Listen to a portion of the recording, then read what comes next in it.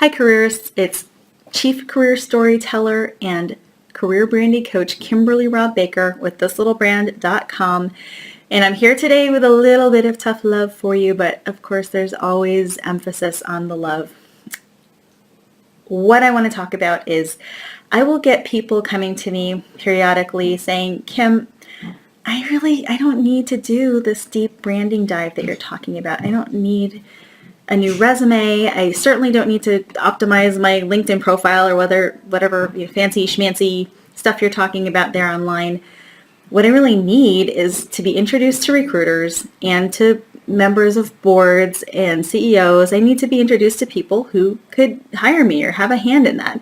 And once I get in front of them, then I'll know what to do and I'll take off running. So there are some problems with this. So what's really happening here is that you're saying you don't want to invest the time and or money into uncovering your brand and putting that brand into a career story, which will end up on your resume, on your LinkedIn profile, in your letters, in your mouth when you're talking to people. And there's some problems with that. Like, first of all, I do have a database of recruiters. I do have connections. I've got over 5,000 connections on LinkedIn. I have all of my former clients. I could introduce you to people. What would I say? Like, I would have to go and do the work of figuring out what your value is for you. And the same thing with people that that do know you, even people who know you very well. You're putting the onus on them to sit and figure out, well, what are your strengths? How do you fit into this market? How do you fit into this company? How am I going to phrase that so someone can understand that?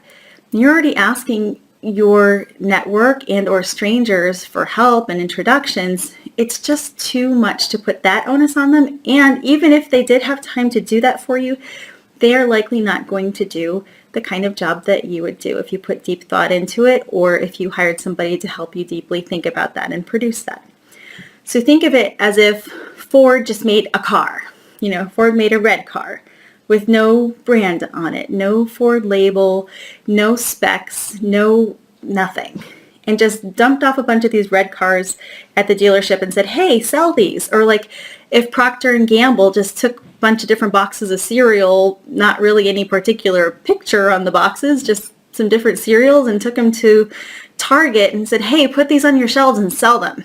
So that's really what's happening when you want to make that personal introduction without having gotten your brand and your documents in place. And I've seen this just recently. What happened, a client came to me through an elite executive outplacement firm here, and he had been looking with their help. I mean, they have all the bells and whistles. He'd been looking with their help for almost a year without a single interview. And this guy was a king networker. I expected to, when I spoke with him, I thought I'd find some wallflower who wasn't comfortable, but no.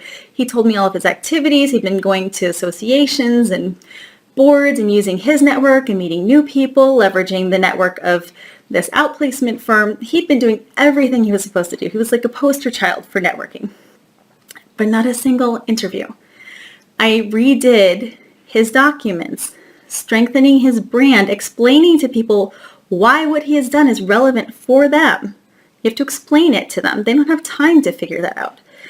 And just from one venture capital mailing list mailing, he got 12 interviews, and he got to choose eventually between two offers that he was given, which both fit his ideal offer that he had set out.